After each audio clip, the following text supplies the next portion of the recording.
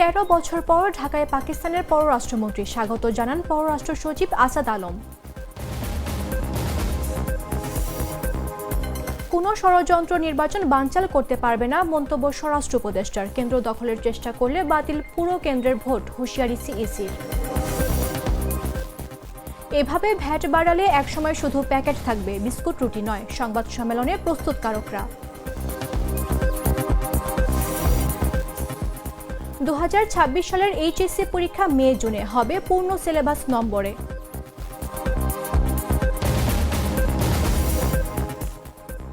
এবং 5.5 কোটি ভিসাধারীর রেকর্ড খতিয়ে দেখছে যুক্তরাষ্ট্র, জানিয়েছে ট্রাম্প প্রশাসন।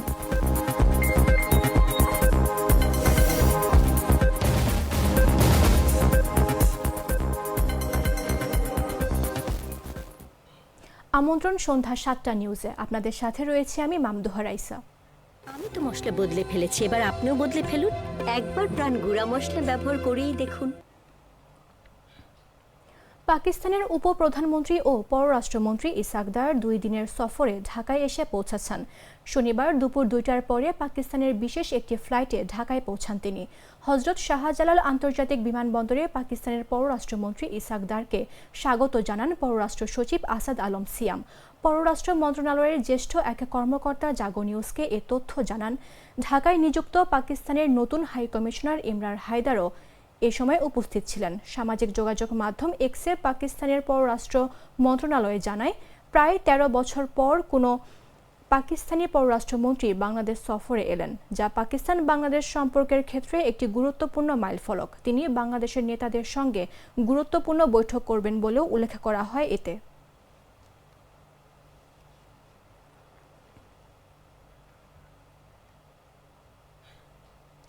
জনগণ নির্বাচনমুখী হলে সামাজিক যোগাযোগ মাধ্যমের নেতিবাচক প্রচারণা কিংবা কোনো ষড়যন্ত্রই নির্বাচনকে বানচাল করতে পারবে না বলে মন্তব্য করেছেন স্বরাষ্ট্র উপদেষ্টা জাহাঙ্গীর আলম চৌধুরী। বলেন, প্রধান উপদেষ্টার ঘোষিত তারিখে নির্বাচন অনুষ্ঠান সম্পন্ন করতে সব প্রস্তুতি নেওয়া হচ্ছে। শনিবার সচিবালয়ে সাংবাদিকদের সাথে আলাপকালে এসব কথা বলেন তিনি।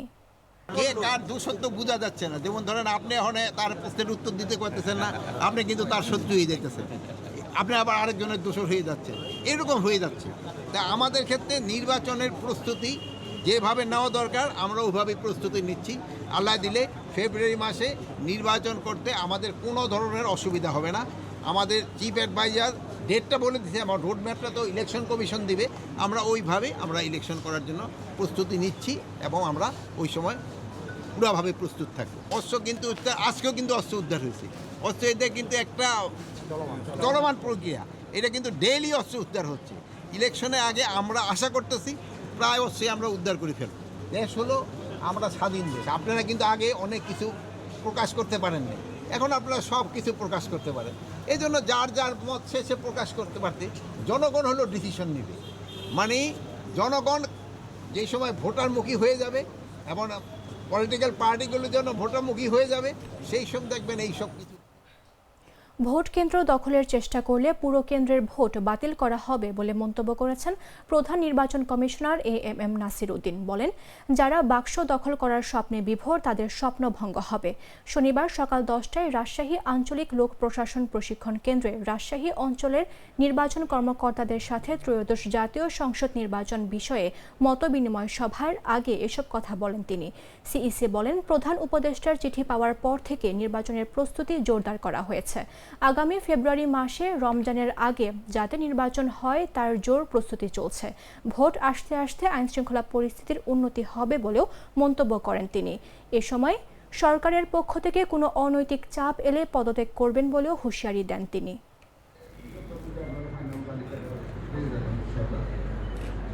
আপনারা জানেন যে আমাদের মাননীয় প্রধান উপদেষ্টা একটা ঐতিহাসিক নির্বাচন, সুষ্ঠু সুন্দর নির্বাচন উপহার দেওয়ার প্রতিশ্রুতি ব্যক্ত করেছেন। আমরা ওনার প্রতিশ্রুতির সাথে একাত্মতা ঘোষণা করেছি এবং ওনার প্রতিশ্রুতি যাতে অক্ষর অক্ষরে পালিত হয় সেভাবেই আমরা প্রস্তুতি নিচ্ছি।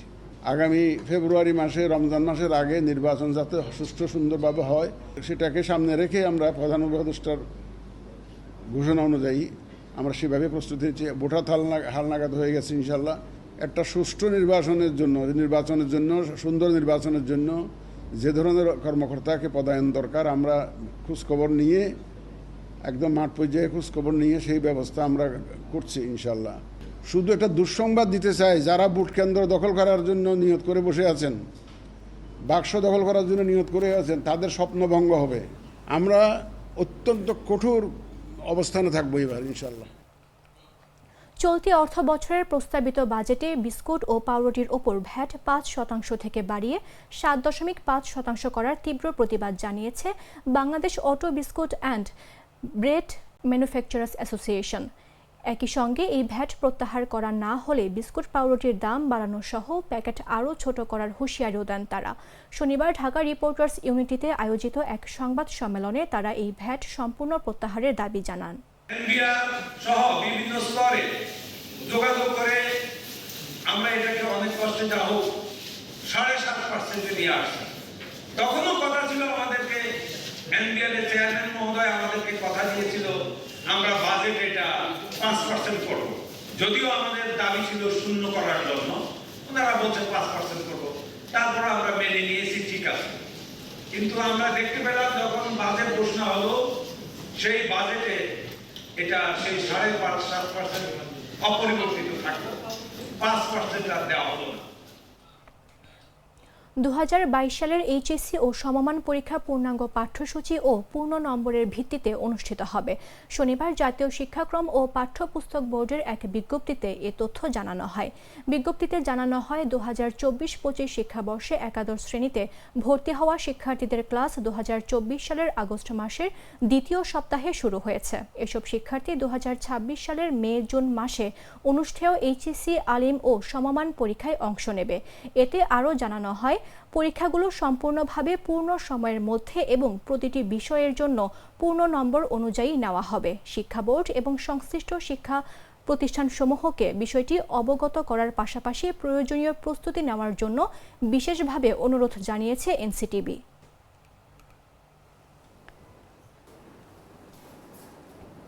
নাটা জেলি আর পানীয়র এক অসম কম্বিনেশন, ড্রিঙ্কো চাবান পানীয়। রাজধানীর উত্তরায় মাইলস্টোন স্কুল অ্যান্ড কলেজে বিমান বাহিনীর যুদ্ধ বিমান বিধ্বস্তের ঘটনায় দগ্ধ শিক্ষার্থী তাসনিয়া মারা গেছে। 33 দিন চিকিৎসাধীন থাকার পর মৃত্যুর কাছে হার মানতে হলো তাকে।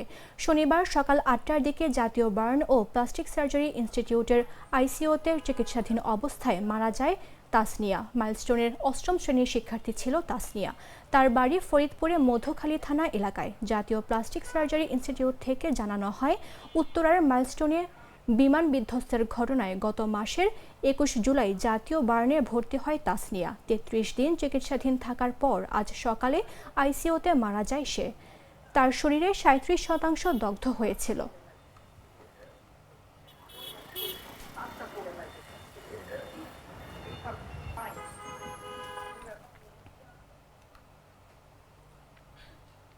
অর্ধশতক ধরে কলম হাতে লড়েছেন সাংবাদিক বিভু রঞ্জন সরকার। তবুও শেষ লেখায় লিখলেন, সাফল্যহীন জীবনের বেদনা, আর্থিক কষ্ট, অবহেলা আর অপূর্ণ স্বপ্নে জর্জরিত এই মানুষটিকে পরদিন পাওয়া গেল মেঘনার বুকে ভাসমান। সাংবাদিকতার দীর্ঘ পথ পেরিয়েও তিনি রইলেন অবহেলা আর অভাবের অন্ধকারে। বিস্তারিত তুষার ইসলামের রিপোর্টে।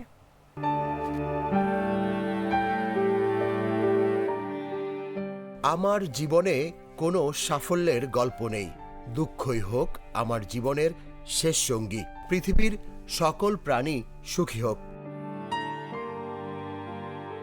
এই করুণ বাক্যগুলো লিখেছিলেন প্রবীণ সাংবাদিক বিভুরঞ্জন সরকার। ঠিক একদিন পর শুক্রবার বিকেলে মুন্সিগঞ্জের মেঘনা নদীতে তার নিথর দেহ ভেসে ওঠে। খোলা আকাশের নিচে নদীর বুক জুড়ে যেন এক সাংবাদিকের দীর্ঘশ্বাস মিশে গেল চিরতরে। বৃহস্পতিবার সকাল, প্রতিদিনের মতোই অফিস যাওয়ার কথা বলে বেরিয়েছিলেন বিভুরঞ্জন। এরপর আর কোনো খোঁজ মেলেনি তার। রাতে বাসায় না ফেরায় পরিবার রমনা থানায় সাধারণ ডায়েরি করে। পরদিন গজারিয়ার বলাকির চর থেকে পুলিশ একটি ভাসমান মরদেহ উদ্ধার করলে পরিবারের শোক ভরা চোখে তা হয়ে ওঠে নিশ্চিত সত্য। এর আগেই নিজের শেষ লেখা পাঠিয়েছিলেন স্থানীয় গণমাধ্যমে। শিরোনাম দিয়েছিলেন খোলা চিঠি। ফুটনোটে লিখেছিলেন, জীবনের শেষ লেখা হিসেবে এটা ছাপতে পারেন, যেন অব্যক্ত এক বিদায়পত্র।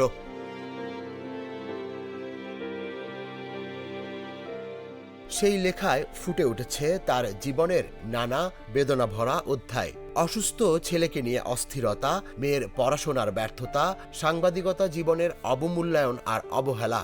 লিখেছেন 5 দশকের বেশি সময় কলম হাতে রেখেও কোনো বাস্তব পুরস্কার পাননি তিনি। একসময় শেখ হাসিনার দরবারে সাহায্যের আবেদন করেও ফিরেছেন শূন্য হাতে। নিজের লেখা বই থেকেও পাননি কোনো রয়্যালিটি।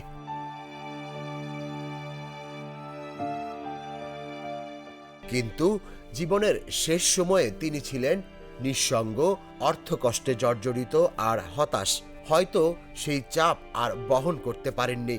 নদীর ঢেউ তাই যেন আজ সাক্ষী বাংলাদেশের এক প্রবীণ সাংবাদিকের নিভে যাওয়া প্রদীপের। Tushar Islam, Jago news, Dhaka. Mr. Noodles, amazing taste.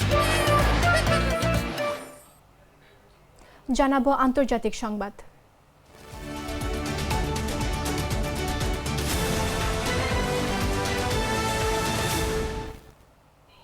যুক্তরাষ্ট্রের বৈধ ভিসাধারী প্রায় 5.5 কোটি বিদেশির তথ্য নতুন করে যাচাই বাছাই করা হচ্ছে বলে জানিয়েছে ট্রাম্প প্রশাসন। ভিসার শর্ত লঙ্ঘন করার প্রমাণ পাওয়া গেলে তাদের যুক্তরাষ্ট্র থেকে বহিষ্কার করা হতে পারে।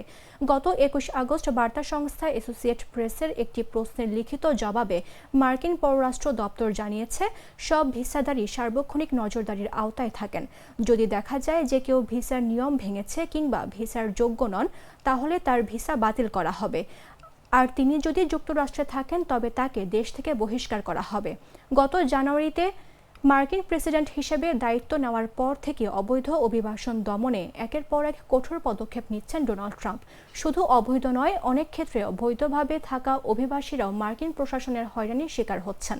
মার্কিন পররাষ্ট্র দপ্তর জানিয়েছে, ভিসার মেয়াদ উত্তীর্ণ হওয়ার পরও যুক্তরাষ্ট্রে অবস্থান অপরাধমূলক কর্মকাণ্ড, জননিরাপত্তার জন্য হুমকি, সন্ত্রাসী কার্যকলাপ বা সন্ত্রাসী সংগঠনকে সহায়তা করার মতো বিষয়গুলো খতিয়ে দেখা হচ্ছে।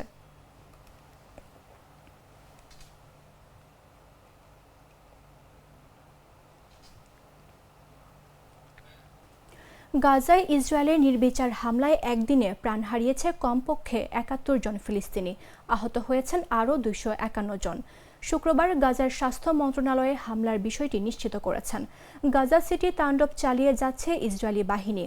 শুক্রবার সেখানে 37 জনের মৃত্যু হয়েছে। শেখ রেদওয়ানে আশ্রয় শিবির হিসেবে ব্যবহৃত একটি স্কুলকে লক্ষ্য করে বোমা বর্ষণ করেছে ইসরায়েলি বাহিনী, যার ফলে 12 জন প্রাণ হারিয়েছেন। হামলা হয়েছে তুফাহ এলাকায়ও। দক্ষিণে খান ইউনিসের একটি তাঁবুতে বোমা বর্ষণে 5 জন নিহত হয়েছেন, এদের মধ্যে 4 জন শিশু। মধ্য গাজার মাঘাজি ক্যাম্পে এবং উত্তর গাজার জাবালিয়া আলা বালাদেও আইডিএফ ব্যাপক বোমা বর্ষণ করেছে। ত্রাণ সংগ্রহকারীদের ওপর গুলিতে আরও 7 জন নিহত হয়েছেন। এদিকে হামাস যদি যুদ্ধবিরতির শর্তে রাজি না হয় তবে গাজা সিটি পুরোপুরি ধ্বংস করা হবে বলে হুঁশিয়ারি দিয়েছেন ইসরায়েলের প্রতিরক্ষা মন্ত্রী।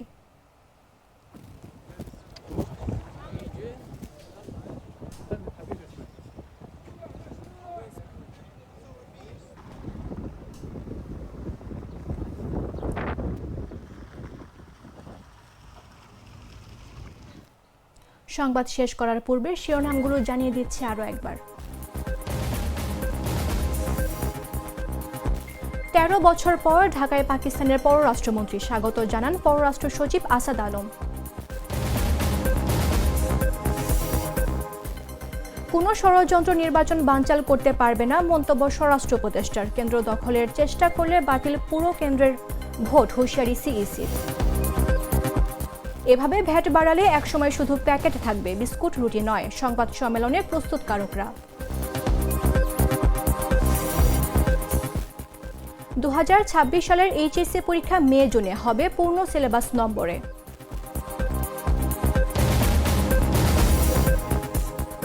এবং 5.5 কোটি ভিসাধারীর রেকর্ড খতিয়ে দেখছে যুক্তরাষ্ট্র, জানিয়েছে ট্রাম্প প্রশাসন।